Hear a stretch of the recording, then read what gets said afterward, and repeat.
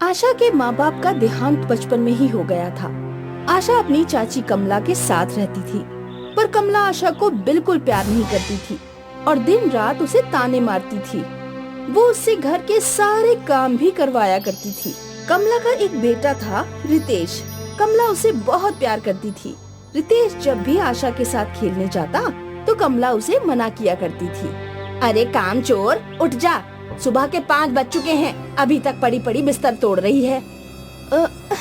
उठ गई चाची जी। चल जाकर घर की सफाई कर और फिर सबके लिए नाश्ता बना। लेकिन चाची, आज मेरे स्कूल में परीक्षा है। अरे करम जली, तू पढ़ लिख कर क्या करेगी? आखिर करना तो चूल्हा चौका ही है ना। जाकर काम कर। आशा उदास मन से घर के कामों में लग जाती है। उसका मन बिल्कुल भी कामों में नहीं लग रहा था। नाश्ते का समय हो गया था। कमला अपने बेटे रितेश को लेकर आ जाती है। चलो जल्दी से खाना लगा दो, वरना मेरे राजा बेटे को स्कूल जाने में देर हो जाएगी। आशा रोटी और सब्जी लेकर आती है, लेकिन रोटी कुछ जली हुई होती है। कमला ये देखकर बहुत गुस्सा हो जाती है। मम्मी, ये रोटी काली है, मैं इतनी काली रोटी नहीं खा सकता। ये क्या? मेरा राजा बेटा इतनी जली हुई रोटी नहीं खाएगा।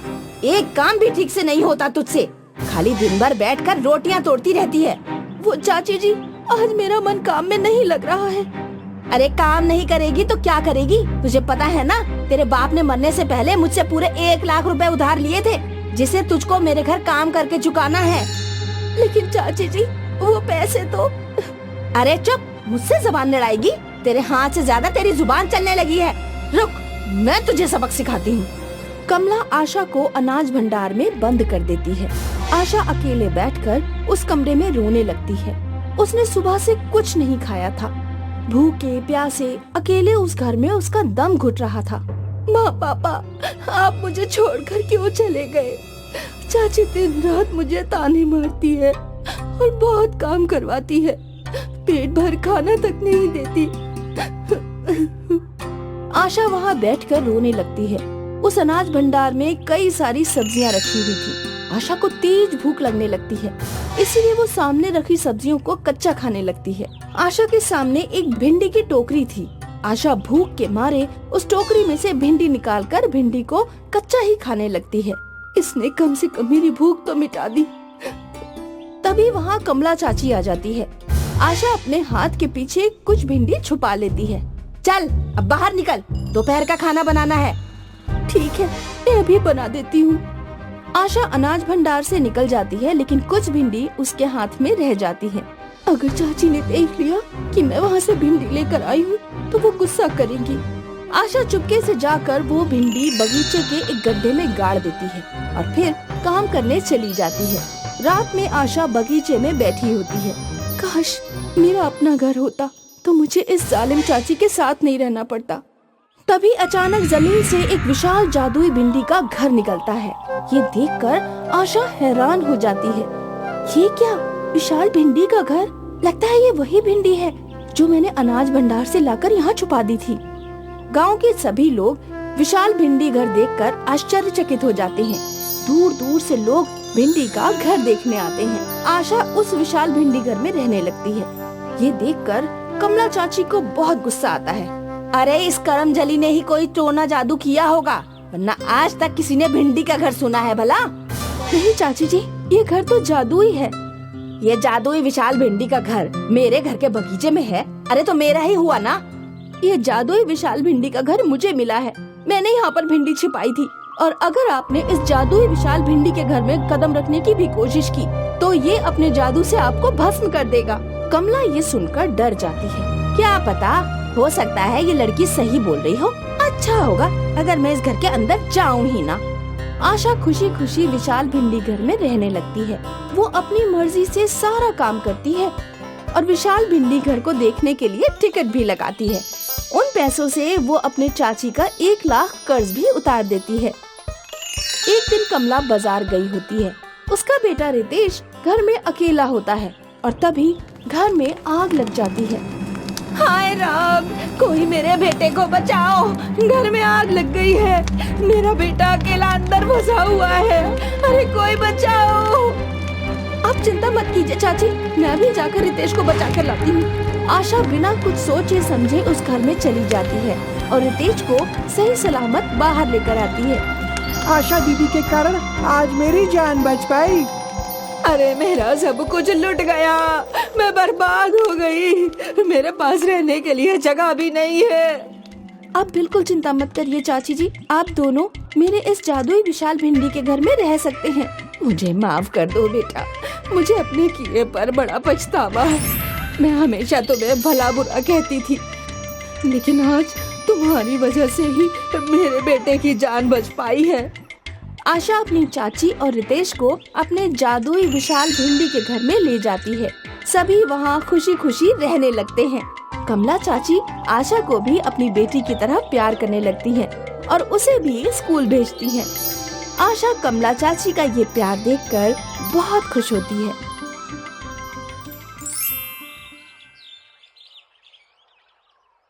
रामचरण नाम का एक गरीब मजदूर रहता था।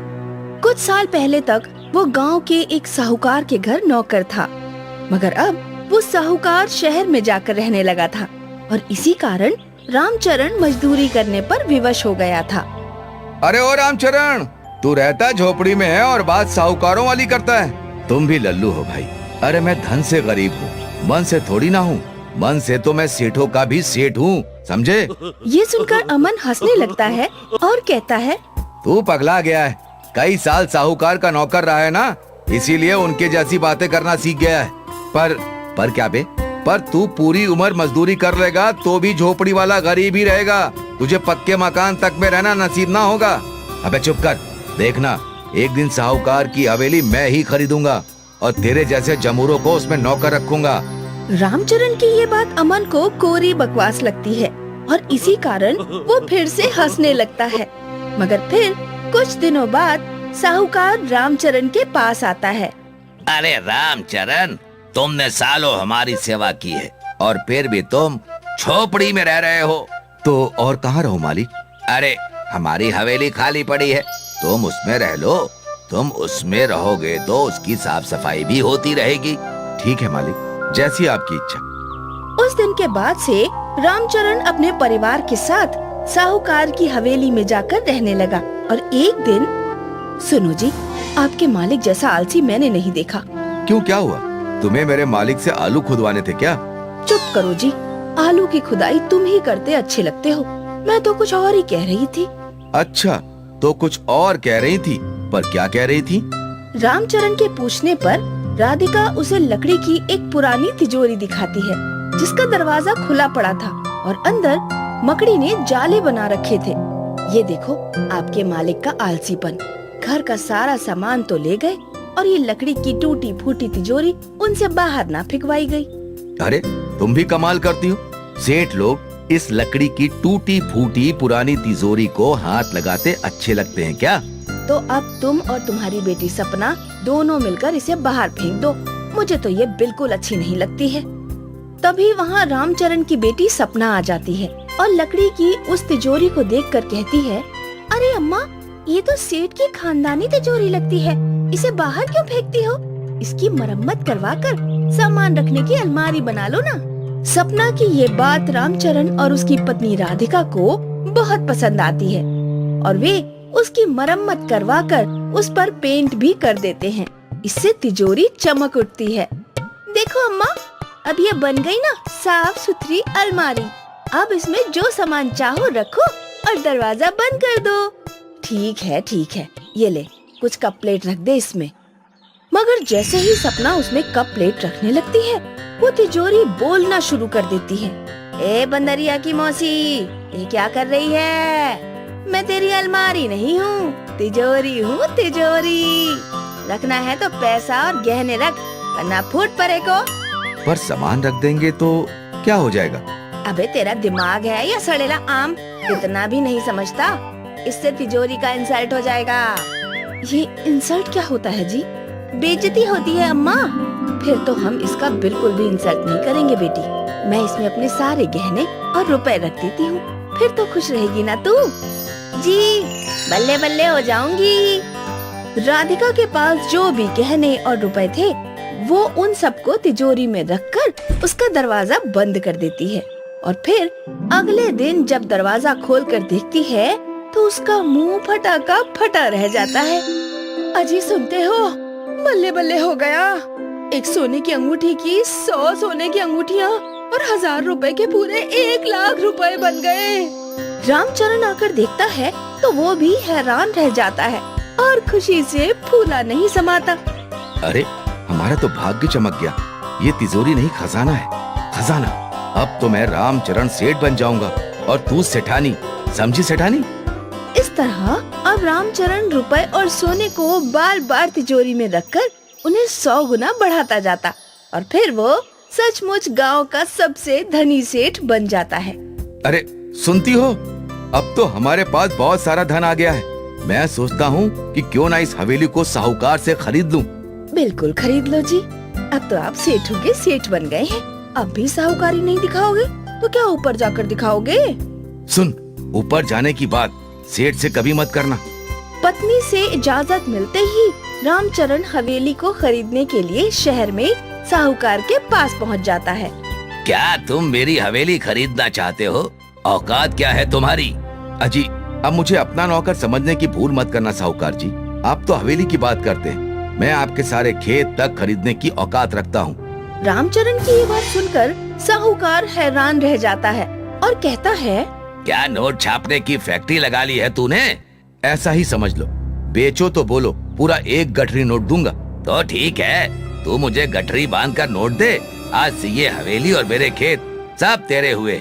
रामचरण के पास तो नोटों के ढेर लगे थे, इसीलिए वो साहूकार को नोटों की एक भारी गठरी देकर उसकी हवेली और सब खेत अपने नाम करवा लेता है।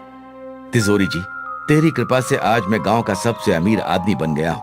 अगर तुम्हारी कोई इच्छा हो तो बताओ। रामचरण, तू तो घोंचू है। तू खुजली वाले गधे का बाप है। अबे दिमाग के फटीचर, तू इतना भी नहीं जानता कि देने वाला लेने वाले से कुछ नहीं लेता। मूर्ख, तू मुझसे जितना ले ले, पर घमंड मत करना और गरीबों की खूब मदद करना। ये तो मैं करूँगा। ये ना करेगा तो फिर से तुझे मजदूरी पर ला दूंगी, भूतनी के, समझा? समझ तो गया, पर एक बात पूछूं? ये सुनकर रामचरण चुप हो जाता है। हाँ पूछना बे, क्या पूछना है? यही कि आप बोलती बहुत बढ़िया है। अबे चुप कर भूतनी के। बढ़िया बोलना तो मैंने 100 साल पहले छोड़ दिया था। फिर धीरे धीरे इस चमत्कारी तिजोरी की खबर कई गांव वालों को लग जाती है। अबे रामचरण, तू तो पक्का चोर निकला। हमारी खानदानी तिजोरी को अपने पास रखा और उसकी करामात से अमीर बन बैठा। अगर आपको तिजोरी चाहिए तो आप ले जाइए, पर इतना याद रखिए कि अब मैं भी साहूकार हूँ और वो भी आपसे बड़ा। ठीक है, पर मैं अपनी तिजोरी ले जा रहा हूँ।